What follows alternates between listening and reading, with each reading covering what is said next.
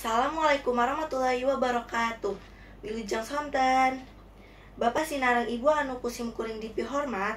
Alhamdulillah dina danget ieu urang tiasa patepang dina raraga silaturahmi. Mugi-mugi urang sadayana aya dina lindungan Gusti anu Maha Kawasa. Bapak sinareng ibu anu kusim kuring dipihormat, atos kirang langkung 5 sasi ieu urang sadaya nuju diuji ku Gusti ku panyawat anu namina corona nu asalna tina Cina, atau seueur pasien anu nyantunkeun akibat panyawat corona ieu. Corona teh dina waktos ieu atos janten pandemi dunia. Bapak sinareng ibu sadaya, dina raraga urang mayunan wabah corona ieu aya sababaraha cara anu tiasa ku urang dilakonan supados urang henteu katularan ku panyawat corona. Ieu nyaeta diantarana: hiji, wasuh panangan sing bersih. 2.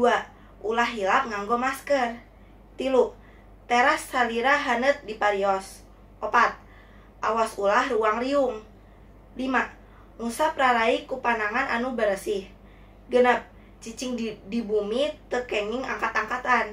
7. Emam anu sae gijina seueur eueut cai herang anu haneut. 8. Ulah hilap olahraga.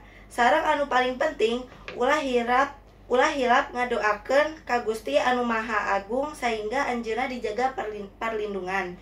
Bapak sareng ibu anu kusim kuring dipihormat, musakitu kusim kuring dipihatur. Mugi-mugi aya manfaatna, jeung mugi-mugi urang sadaya tiasa dilindungi ku Gusti.